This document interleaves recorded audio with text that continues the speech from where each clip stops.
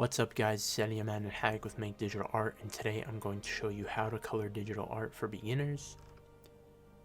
So the whole process of coloring digital art can be split into three main stages, at least the way I have done it, and it's coloring your flats, so flat coloring, and then shading and lighting. All these parts are not needed and they're not the only way to color your digital art, but that is what I'm going to be using. Now, these stages are the most broad and complete set of different coloring techniques I have found, both when researching artists like Derek Laufman and Marc Brunet, as well as from my own experience coloring digital art. So on to the first stage, we're going to get right into it. First is the flat colors. Now, before I get to the actual coloring, first what I'm going to do is trace the physical line work scan that I made. This will enable me to make cleaner lines that will make the art look better overall and make the coloring easier. So all I'm doing is tracing over the scan. And if you guys want, you can go ahead and skip this part to get to the actual coloring. In the future, I'm possibly going to be doing a video on this, how to clean up your scan so that doing this, tracing the lines becomes easier and enables you to make better art overall. Let me know in the comments if that's something you guys would want. And yeah, here we go.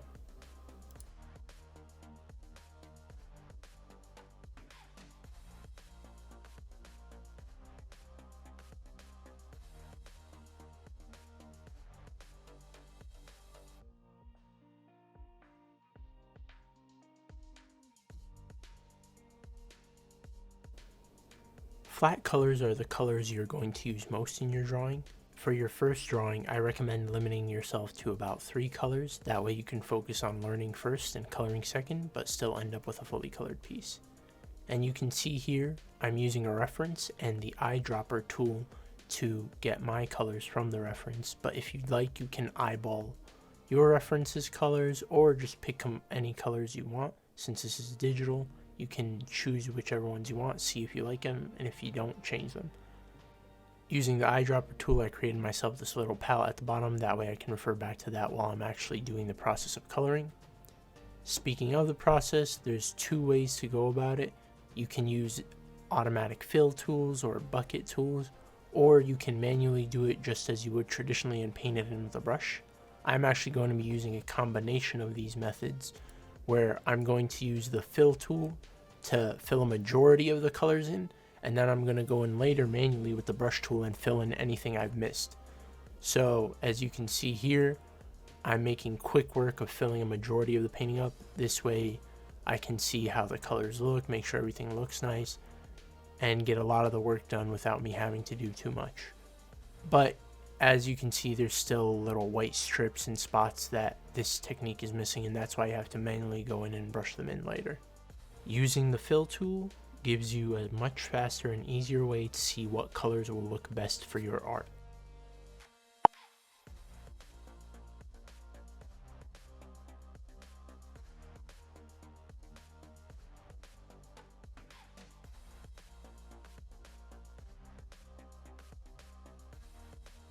Now for the details, I'm zooming in and creating a selection, and using that I'll be able to fill cleanly the area that I wasn't able to fill with the bucket tool.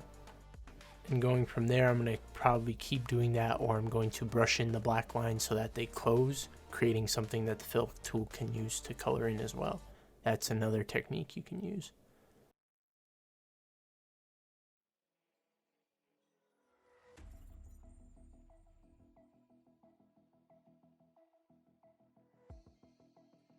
Once I'm done filling everything in, I'm going to zoom out, zoom in, make sure I don't miss anything.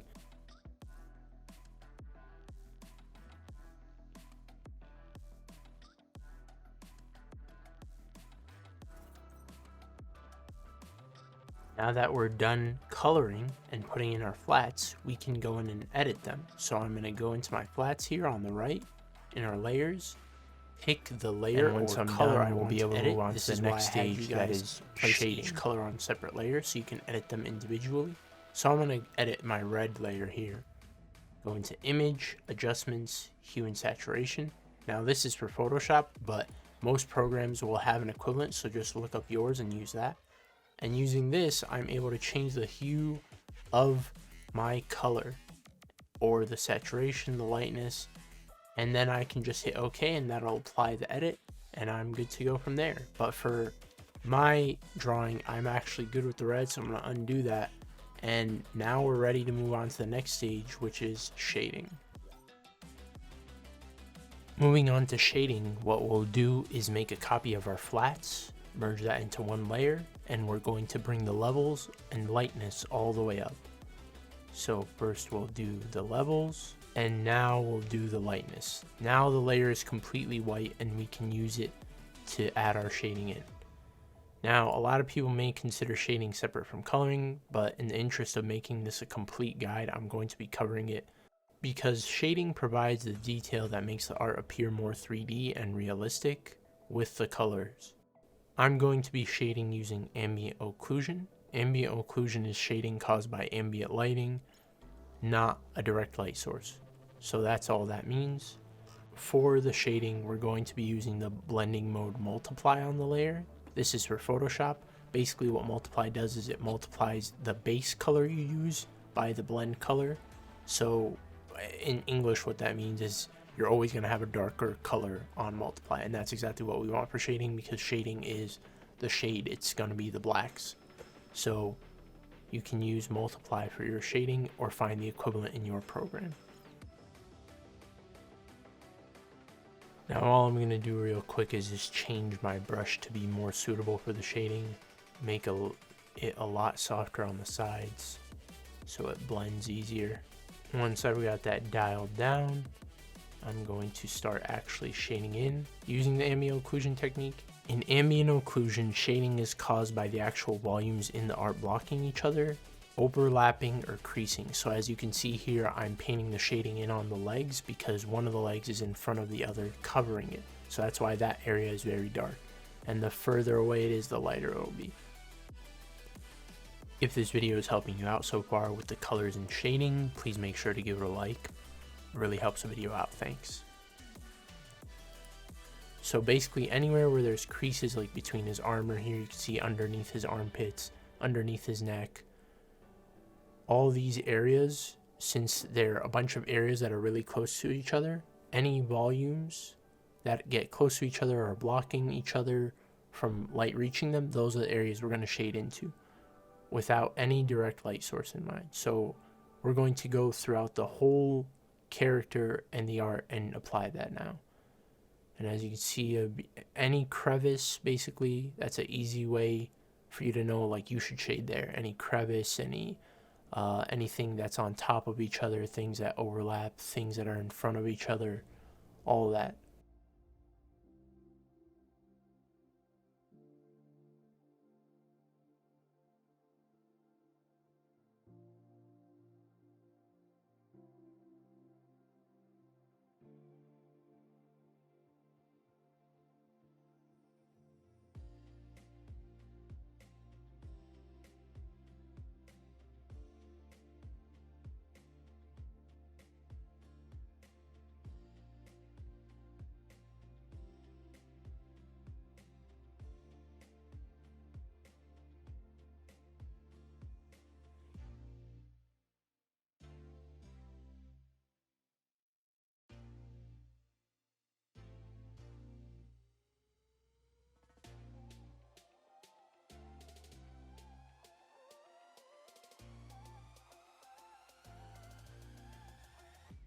Now, unfortunately, the recording was corrupted for the files that I finalized the shading in, but I'm going to go over what I did there. And basically what had happened is after I finished my first layer of shading, I was not happy with the amount of detail I had, so I actually added in this second and third layer here that you see. And one was just a copy to make everything darker, but then I started to realize that I needed some harder lines in the shading on the armor to kind of indicate the material of it being armor and not, for example, his skin, which would be softer shading. And then I went ahead and took that to the next level with the third layer, added some more shading on everything along with the helmet as well. And that kind of is where I became finally happy with the amount of shading I had done here, and I put it all together in one group. So that's basically all that transpired in the recording that got corrupted, and how we ended up at where we are now with this drawing.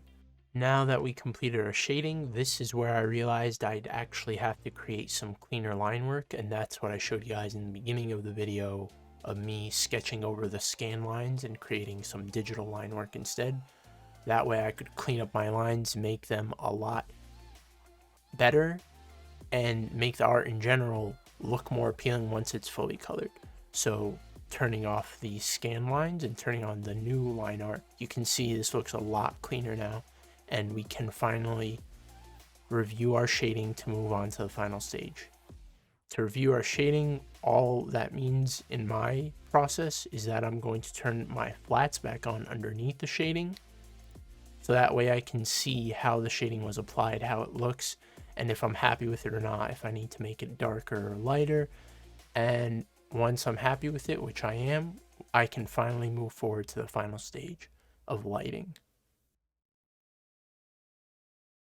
Now on to lighting. The first thing we're going to do is create our new layers. And the first thing we're doing for lighting is actually what I call light mapping, and that's where we're figuring out the direction and size of the actual light sources we'll be using. So I'm going to be having one main light and one bounce light as per my reference here. As I can see, there's a top down light. That's why I had that arrow down there. And then I also see that there's this bluish tint light on the side. So that's what I'm trying to figure out here. Analyzing all the tint throughout the drawing, I'm seeing that it seems to be a big light source, meaning that the light isn't coming specifically from just one direction, and it seems to be coming from the whole side of the character. So that's why I drew this big bluish circle here. The blue is to indicate the color of the light, and that's like the size of the light, that the way I'm seeing it, for it to realistically create the tint it has on the drawing. Now that we've mapped out the direction and size of the light sources, I'm going to draw a top-down view of the art so I can mentally visualize how the light is hitting from the top of the character, because we have our top-down light.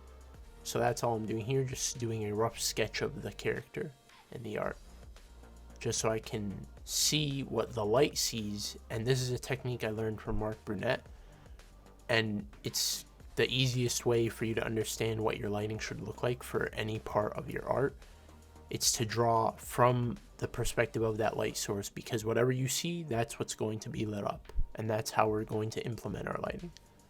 So now that I've finished my top-down drawing, what I can see is that top-down drawing from the perspective of the light, so that's what we're putting the shine on. So that's why I started applying the shine already, the light, on the helmet as well as the shoulder up here on the left.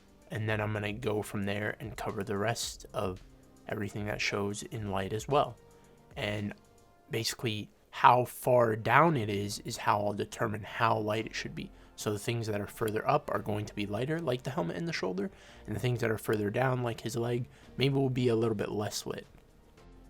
So as I continue to apply it through, you can see how I'm getting into the details that maybe don't show in my rough top-down drawing, but I got the idea with the drawing where the light would be coming from, so I'm able to make the judgment calls now, where on the edges of his fingers, since those would show from the top-down view that I had sketched out, those will be lit up, so just the rims.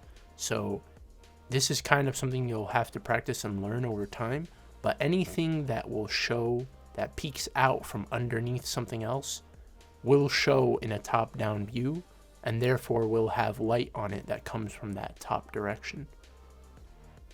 Now we can go ahead and continue applying the lighting to the rest of the drawing, and you can use the same technique of sketching a point of view of the light with the bounce light too. So if I wanted to, I could do a side tilted view of the character sketch, and that way I'll be able to see what the bounce light will actually be on. But since this light is a lot bigger and it covers a lot more direction, it's kind of easier for me to imagine visually in my head mentally where the lighting is. So I don't need that, but you can feel free to do that if it'll help you out. And over time, you'll be able to determine where lighting will be without even doing this. But this is just a great way to get started and to get more accurate lighting when you're a beginner coloring your drawings. So yeah, we'll go through and apply this technique. And once we're done, we'll have our next steps for lighting. Now, when lighting, you can use different settings for the layer mode. I use overlay, soft light, hard light, depending on the circumstance. But for this example, we're going to try overlay and see how that looks. Maybe switch over to soft light. Overlay allows the color to overlay over the existing pixels and layers underneath while preserving the highlights and shadows of the base color. So that's kind of perfect for lighting, so that's why I always suggest that one to start off with. Now, like I said, for my purpose, I'm going to use one main light, but I'm also going to use the bounce light. One difference with lighting and shading is that in the lighting stage, I will use colors instead of just black and white values to help set the mood of the image. For example, in this reference, you can see the top light has a clear yellowish tint, as a lot of art does, with that light usually representing a sun, while the bounce light here on the side seems to have a bluish tint, giving off a cool vibe with the metallic armor.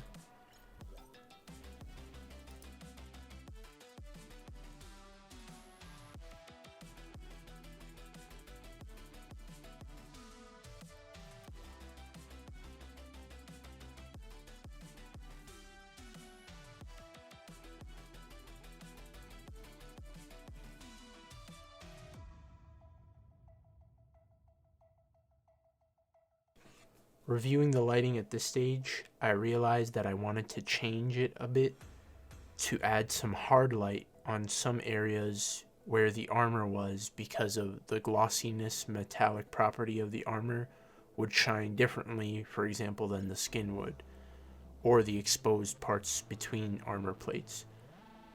And I wanted that light there to have harder lines so that it shows that material better. What I'm doing here is going over everything with a harder brush to get that effect that I want.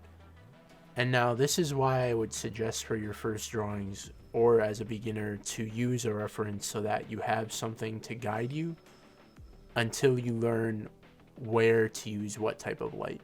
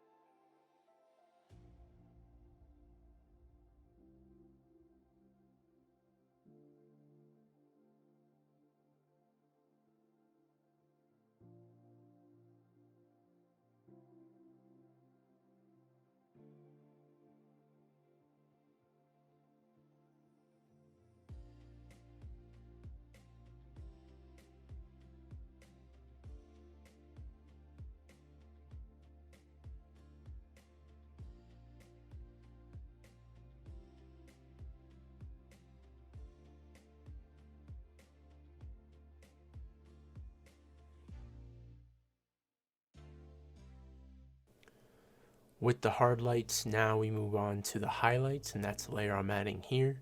And these will enable us to add the brightest spots in the lighting, give us the focal points of the image, give the character and art overall more depth, making it all look better at the end when it's finally done and colored. So I'm going to start by adding some highlights around the cheekbone and jaw area. Then I'm going to add in some highlights to the helmet as well, because I noticed how bright it was in the original reference.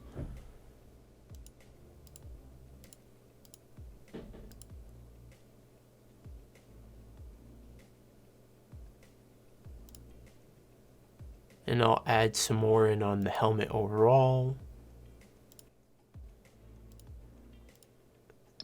And this is where we're just going to review, edit, and adjust our lighting until we're satisfied before getting to the final result.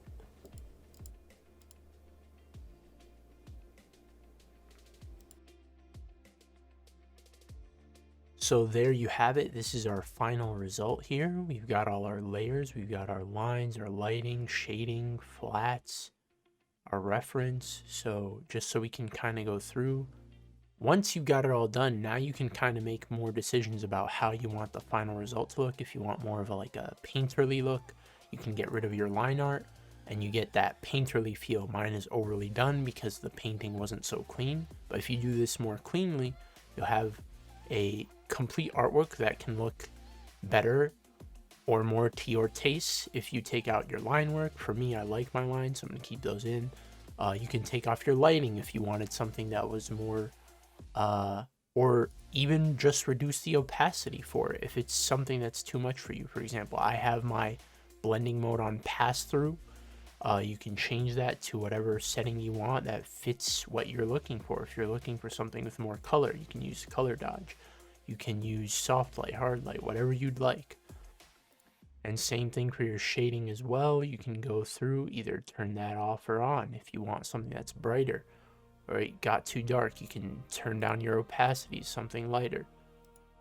But yeah, that's basically it, guys. So this is a simple process overall. It is just the 3 stages, the flat, shading, and lighting, but obviously those can each take their time depending on how good you are at those things. So that's why this video is a little bit longer. It's a longer one, but I appreciate you guys watching. Make sure you leave a comment below if this did help you out, and like and subscribe for more content like this.